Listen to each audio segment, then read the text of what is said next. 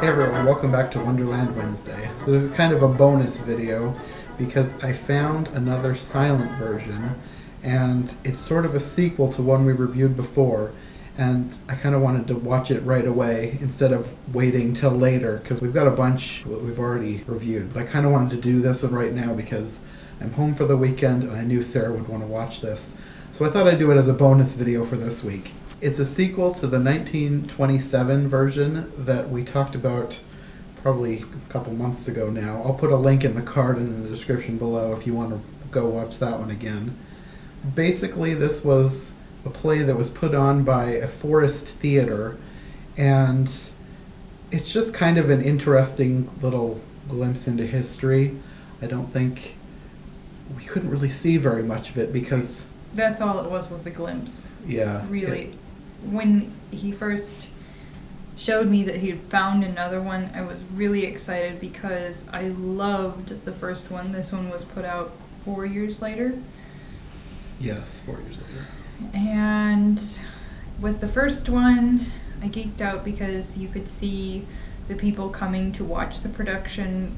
A lot of the film was good quality.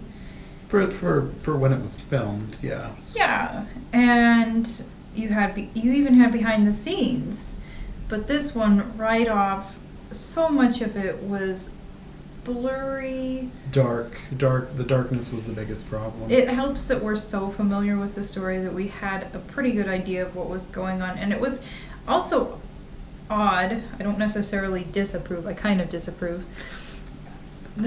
It was supposed to be Through the Looking Glass, but yet they took parts of Alice and mixed that in there, where usually it's the other way around. Yeah, a lot of Alice in Wonderland versions put bits of Through the Looking Glass into the story. This one, they started with Through the Looking Glass and then inserted scenes from Alice in Wonderland, which I don't think I've seen before, so that was kind of interesting. But something that might shed light on this is that they wanted a production that people could sing along with, and they had a chorus. So maybe there were pieces of music that were already pretty familiar to people. Well, like we said, this is a sequel of sorts to their previous version, so they already had a lot of costumes. They probably already had songs written for that. I think they were looking for a way to repurpose a lot of that. So they made this new play that would use a lot of those costumes. And I think from the looks of it, they just needed to make some flowers and chess piece costumes. Well, you would have had the lion and the unicorn as well. That's true. So they did put plenty of effort into this. It was just kind of a bummer that you couldn't see anybody watching it, and mainly that you barely could see it. Mm-hmm. So I'm going to link you to the page about this and link you to the video itself so you can watch it yourself, because it is interesting to see.